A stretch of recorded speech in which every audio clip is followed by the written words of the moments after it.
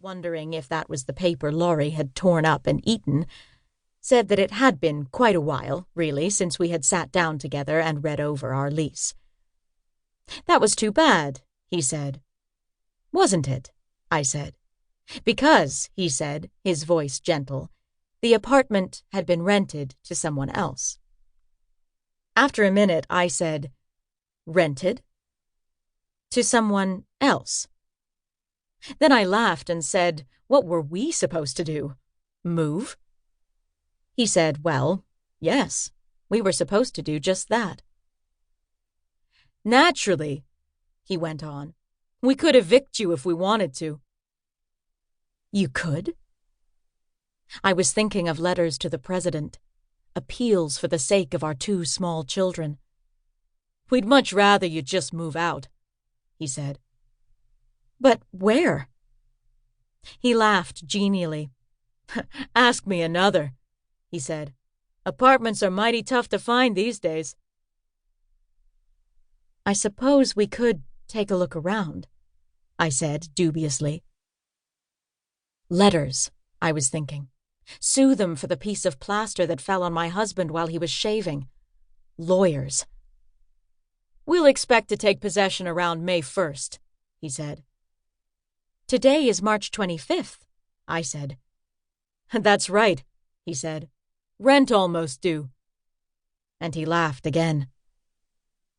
The next day we got a letter saying that it was first notice of warning to evict. I began to think in terms of pouring boiling oil from the windows and barricading the doors with the dining room table.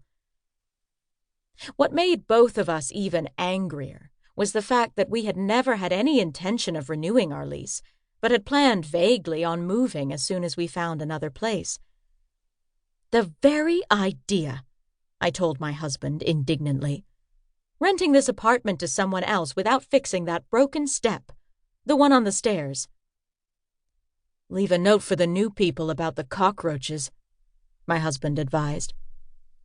He also advised strenuously against bringing suit for some undetermined reason, the piece of plaster, the neighbor's radio, and said, patting me on the shoulder, that he knew how anxious I had been to find another place. Our fondest dream had been to move to Vermont, to a town where a couple we knew had settled, and from which they had written us glowing accounts of mountains and children playing in their own gardens, and clean snow and homegrown carrots. And now, suddenly, it looked overwhelmingly as though we moved either to Vermont or to a tent in the park.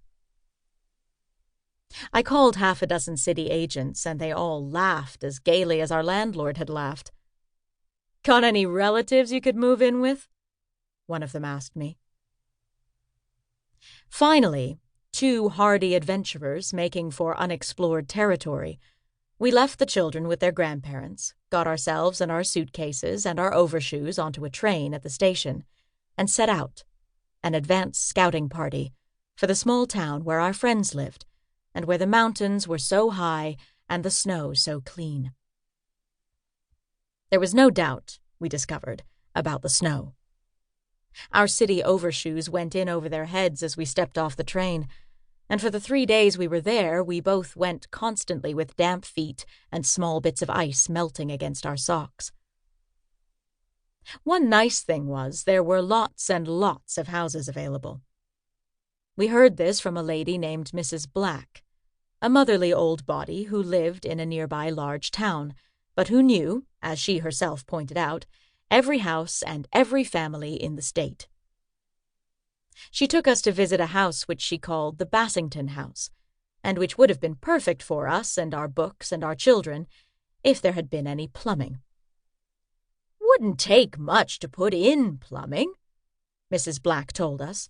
"Put in plumbing, you got a real nice house there." My husband shifted nervously in the snow. "You see," he said, "that brings up the question of, well, money." Mrs. Black shrugged. "How much would plumbing cost?" she demanded. "You put in maybe $1,200–$1,500, you got a real nice house." "Now look,"